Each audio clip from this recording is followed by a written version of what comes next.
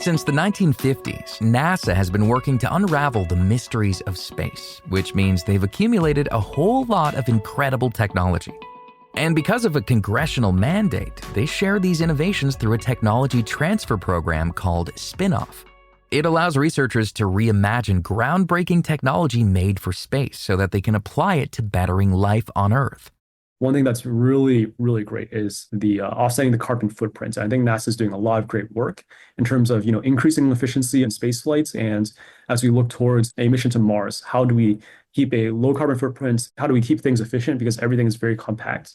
And they're utilizing that kind of techniques and novel strategies to also apply that onto Earth so that we can hopefully create a more sustainable future. That's Dr. Joshua Ong, an ophthalmology resident physician at the University of Michigan and a space medicine researcher. So it may not come as a surprise that one of his favorite inventions to come from NASA's spin-off program is technology that helps correct vision. So the LiDAR, which was utilized for satellite docking, has been now utilized in LASIK for eye tracking technology because they have to be so precise. I think that that's just like a perfect example of how, kind of technologies that you wouldn't really even think about for Earth, like satellite docking, is now impacting, millions and like tens of millions of patients here on Earth, and to have them see much better without glasses. Ong has been featured in Forbes' 30 Under 30 list for his work with astronaut health. I was interested in medicine, and I just really enjoyed utilizing pathophysiology and understanding the human body to really help people and serve people, and to hopefully, in some ways, if they're sick or have some diseases, to really understand that and to really use that knowledge to better their lives. And at the same time, while I was exploring that in undergrad and also eventually going to medical school, I was really interested in space medicine.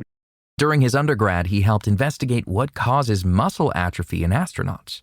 But as he became more passionate about ophthalmology, Ong switched his focus in space medicine to a specific condition that causes big problems for astronauts' eyes.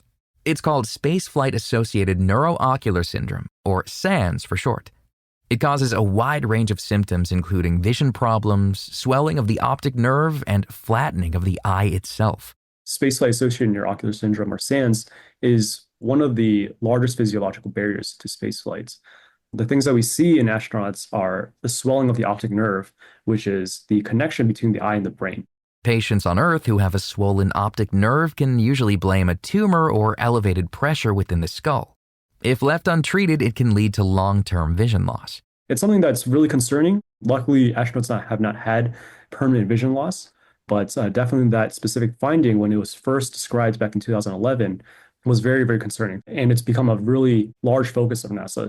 Ong says that so far, the swelling of the optic nerve appears to go back down to normal once the astronauts are back on Earth. However, that doesn't mean these men and women are totally in the clear.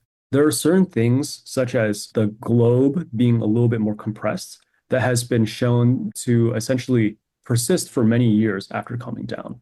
That doesn't necessarily mean that their vision is not correctable to 20/20, but that just is something that we found that's very interesting. In addition, some astronauts that developed these symptoms going into space and then they come back down and some of their symptoms resolve, they go up for a second mission.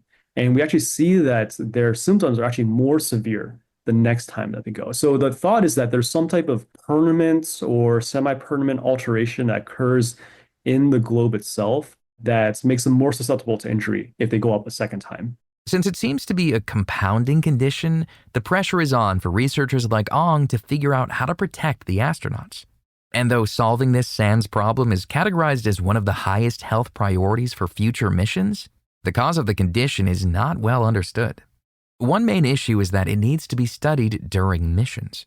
So there's no real kind of terrestrial analog. So we can't really study it that well here on Earth. So that limits us. But this constellation of findings that we see in these astronauts is something that we don't necessarily see here terrestrially. The thought is that there is a high intracranial pressure. The theory is that the increased pressure may be caused by the weightless environment. On Earth, the fluid in our bodies gets pulled down toward our feet as we walk upright all day. Then, when we sleep, the fluid becomes more evenly distributed and flows up to our head. But when astronauts are in space, they're constantly in that state, and the fluid never goes back down to their feet. So when we have a large headward shift of fluid, and it just stays there for a very long time, the thought is that it can lead to venous congestion and also eventually increased intracranial pressure. We haven't like fully proven that yet. This is a lot of theoretical like theory based off of like biophysics.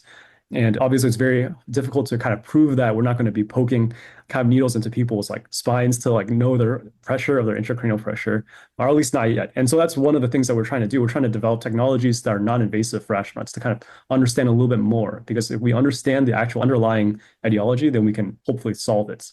Ong says researchers are currently focused on correcting the fluid shift astronauts experience through a technique called lower body negative pressure. So putting basically astronauts into a suit or a kind of large kind of canister like that goes up to your torso, and essentially providing negative pressure to bring the fluid down, or using venous thigh cuffs, basically just putting these large cuffs on your thighs to reduce that pressure going up.